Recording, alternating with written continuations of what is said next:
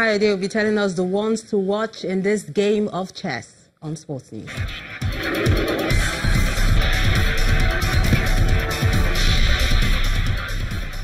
Absolutely, Melinda. Welcome to Sports News. The Nigeria Chess Federation, NCF, has named 5 men and 5 women players that will represent the country at the 43rd World Chess Olympiad in Georgia from September 23rd to October the 6th. The men's players are Bomo Kigiha, Dapo Adu, Bumi Olakwe, as well as Oluwafemi Balogun and Anwuli Daniel. Precious Agbazwe, Oluwaseun Asa, Chinyere Chukwemeka Ehirim, Deborah Akintoye and Eloho Perpetual will feature in the women's section of the Olympiad. The president of Nigerian Chess Federation, NCF, Lekan Adeyemi, said their qualification was based on ratings, which is a clear departure from open trials. Meanwhile, Russian President Vladimir Putin has presented the coaching staff and players of the national football team with state awards. The Russian team's chief coach, Stanislav Cherchesov, the Alexander Nevsky Order, while the Order of Honor was awarded to goalkeeper Igor Akinfeev and defender Sergei Ignashevich. Honorary certificates were also given to other players and coaches.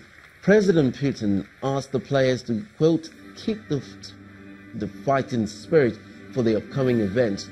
Russia got to the quarterfinal stage where Croatia edged them out in a 4-3 penalty shootout. And in other sports, Lewis Hamilton has taken pole position in wet qualifying session for the Hungarian Grand Prix. The rain gave Mercedes the chance to upend the form book after Ferrari appeared set for pole in the dry. Hamilton led teammate Valtteri Bottas by 0.260 seconds, while vital rival Sebastian Vettel could manage only 4th behind Ferrari teammate Kimi Raikkonen. Hamilton leads Vettel by 17 points in the championship heading into the race.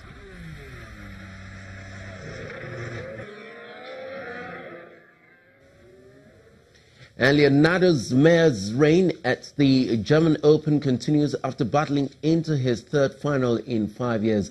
Meyer survived an offensive onslaught from the Slovakian qualifier and Josef Kovalik to extend his stay in Hamburg with a 6-7, 6-4 and 7-6 victory. The Argentine needed 2 hours and 51 minutes to overcome Kovalik, firing 42 winners, including 28 off his forehand wing.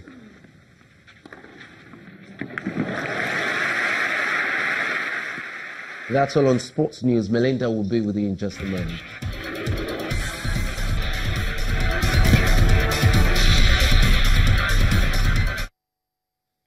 Many thanks, Kayode. Zimbabwe is preparing for the upcoming contest between the incumbent president, Emmerson Mnangagwa, and charismatic preacher, Nelson Chamisa. Monday's vote will be the first election since longtime leader Robert Mugabe was ousted last year.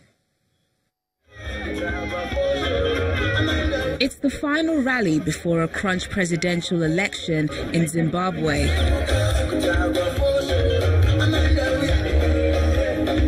The contest is between Emmerson Mnangagwa, leader of the ZANU-PF, and charismatic preacher Nelson Chamisa of the opposition movement for democratic change. Supporters of Zimbabwe's ruling ZANU-PF gather at the National Sports Stadium to show support for the president. Mnangagwa, a 75-year-old former intelligence chief and a longtime ally of former President Robert Mugabe, has welcomed in foreign media and international observers from the EU, US and the Commonwealth, while opposition parties have been freely allowed to campaign. We are not voting for today or for tomorrow. We are voting for generations to come. Together we will unlock the potential of our beloved homeland.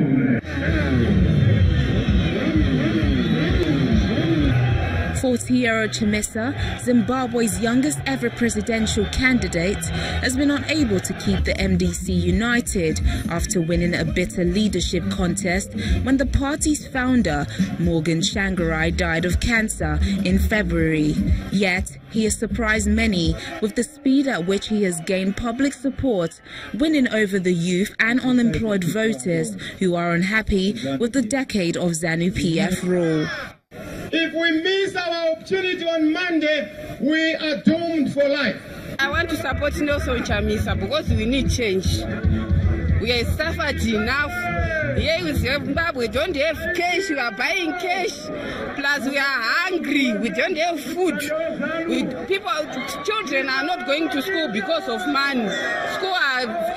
Everything is difficult here in Zimbabwe. The race is too close to call, according to the latest polls, and a runoff on September the 8th is a real possibility.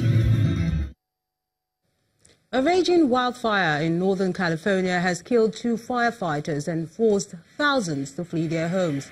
Officials say the fires in Shasta County are being sucked up by strong winds to form fire tornadoes that are uprooting trees and overturning cars.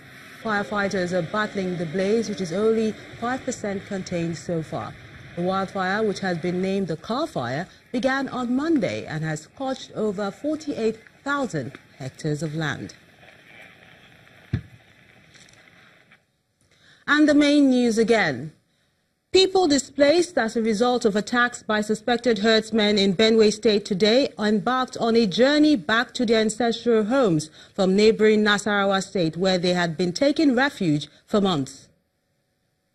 Also today, President Muhammadu Buhari told his supporters to stop political campaigns across the country and insisted on playing according to the rule and timetable released by the Independent National Electoral Commission, INEC.